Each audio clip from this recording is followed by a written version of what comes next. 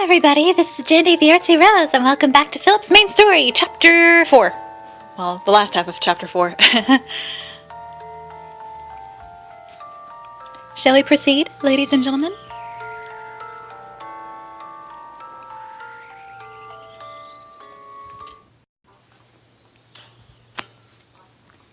He brought around his long arms from the front to rest them on the back of the chair I was sitting in. Our bodies were not touching, but what I felt was akin to being embraced, like having a feeling of euphoria that, and just by being this close. Looking up close, I could see that Philip's eyes were exactly the same shade of gold as Niflheim's moon. Instead of feeling euphoric, I feel like I'm going to faint. But princess, at the end of the day, a story is just that, a story. You don't get the full experience of a sense of longing or how cool a touch. His sweet whisperings had a hint of sadness to them as they skimmed past my ear. His hair on my cheek was soft and silky. What a sad thing to say. It just means that love is also about the sadness and pain that cannot be expressed in stories.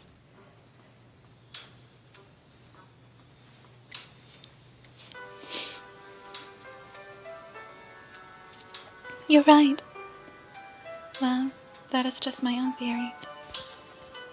I hope you will be able to love with all your heart, princess.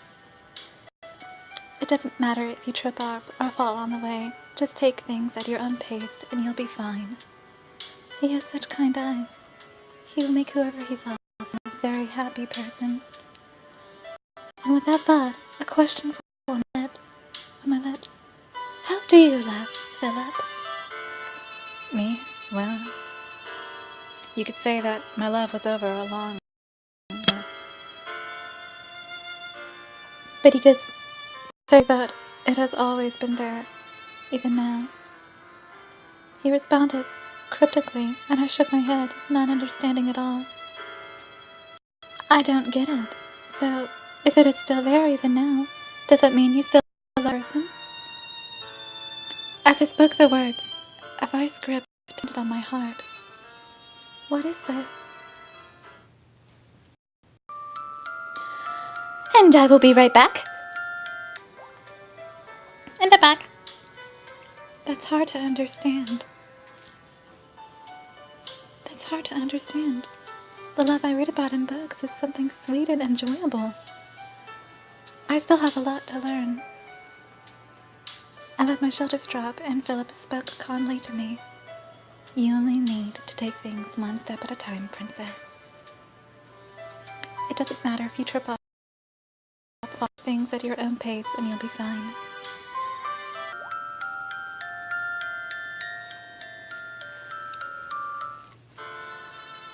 That's right, but the person I love doesn't see me the same way anymore. Why? And do you still love him then? I do. He averted his gaze. Seeing him look like that made my heart hurt for some reason, and I really wanted to cry. Is it because I can feel his pain? I was confused by the sudden reaction from my own body, and I clenched up. It hurts. It hurts. I'd fallen completely silent, and Philip sounded worried as he addressed me. I'm sorry, thank you for coming, but I must ask if we can finish this conversation next time. That's fine, but are you alright? You don't look too good. His warm hand took mine in a caring gesture, but I immediately took him back to the door. I'm sorry. I'll be fine once I've had a little sleep. I'm not feeling too good. I don't know if that worked as an excuse or not, but I was too concerned with controlling the pain and emotions that had started to infiltrate my heart to manage anything more. I'll go and get Sunny. You should rest, princess. I had a sudden thought at Philip's parting words. Now that I think about it, Philip has never called me by my name. I felt inexplicably sad at that thought. I crawled into bed, pulling the covers right up over my face, and closed my eyes. Miss Jandy? It wasn't long after Philip left that Sunny made an appearance. Honestly, there's no such thing as sickness in Niflheim, but when it comes to that third-rate poet, she gave me a look that let me know just what she thought of the whole situation, and I realized that the pain in my chest was gone. Huh?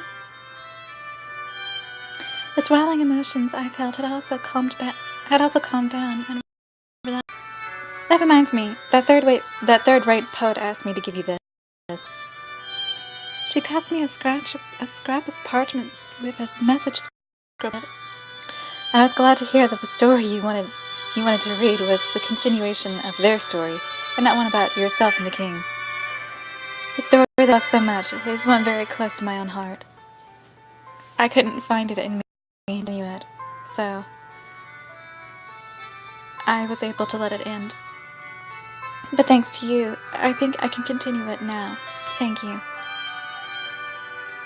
His letters were much like him in that they had a flourish at the right hand that somehow warmed my heart. You look mopey one moment, then grinning the next. You're a busy one then, aren't you, Miss Jady? Her comment was so on the spot that I couldn't help but laugh. A few days later, Philip sent me more flowers to cheer me up. Sunny brought them to my room. Oh, how lovely! Well, he does have some taste, at least. I let out a sigh of admiration at the strange little roses. And where is Philip? He said something about going back to the library to write. Oh, the library. I could. Your domestic training is about to begin soon, so I don't think that will be possible. I didn't say anything yet. I can generally tell what you were thinking by the look on your face. She spoke firmly to me, but I couldn't put away my wish to go and thank him. Miss Jandy!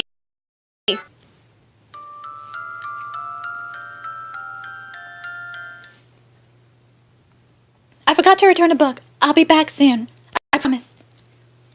I changed quickly and ran from the room while Sunny was busy setting the table. I can't guarantee that he won't be mad at you.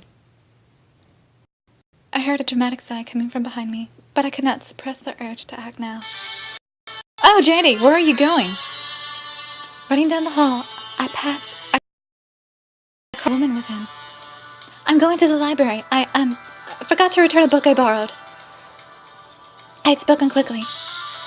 Then can you carry a message from me to tell that guy to get cracking on the story about you and me? His eyes shone when mentioning it. About that. And tell him I'll have his head if he doesn't write it, even if he is already dead. Huh? The king laughed, but the thought of Philip's head being chopped off was abhorrent to me, even if he was already dead. No, I don't want to see that happen. I'll need to figure out some kind of plan. My mind was awash with thoughts, and I started to fret as I raced off to find Philip. Just as the roof of the library came into view, I felt a sudden chill and had to stop. I can smell you. I heard a voice and spun around on the spot.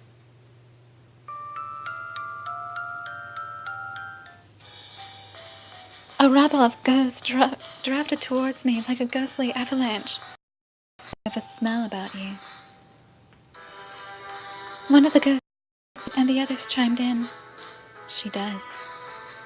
My nose has been blocked lately, but the smell of this one is pretty strong. Smell? What do I do? Should I have showered before coming to see Philip? With so many ghosts surrounding me and talking about how much I smell, I tried to sneak a whiff for myself, but couldn't smell anything. Is this a case of the fox never smelling her own? How embarrassing. My face felt like it was on fire, and I looked down at my feet in shame. The princess is dead. It's rude to suspect her. The ghost I passed by once before had spoken. Suspect? Really? Oh, right. We must have been mistaken. I had a lot of questions, but the ghost seemed placated and drifted away. What was that about? It would seem that they could smell the living on you. The living? Yes, they wander into Niflheim from time to time, still alive.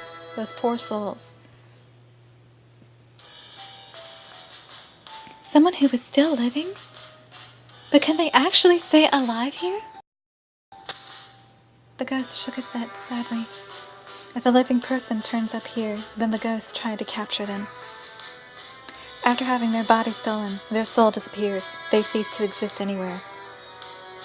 The living again cease to exist. The smell they sensed on me. Princess? I did have one theory. I said a quick goodbye and left that spot on a run.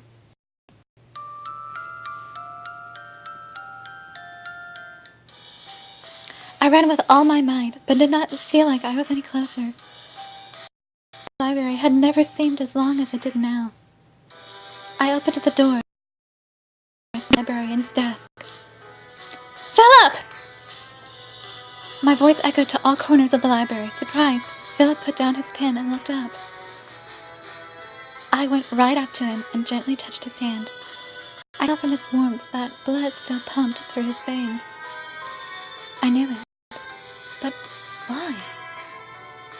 He seemed able to perceive something from the sadness in my voice. He gave a troubled laugh. We can't talk here. Come with me. I followed him to a deserted corner of the library. You're still alive, aren't you? I spoke closely into the silent space as I possibly could, but he seemed to hear me just fine. How did you figure it out?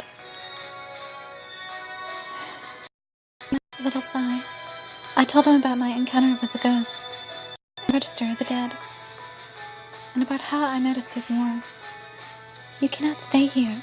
Those who are alive must return to the land of the living. I surprised even myself with how much conviction I had in my voice. His response was quiet, but decisive. Princess, I need you to keep silent about this. I can't, but why? If those ghosts were to find him... Just when I desperately tried to convince Philip, a sound coming from a nearby shelf. Ooh, not good.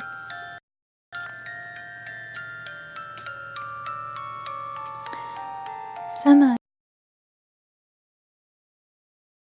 to think about is what would make you the happiest. Thank you. All I could see reflected in his clear eyes were myself. It was like a moment straight out of a dream. Well, I'll see you guys later. Goodbye.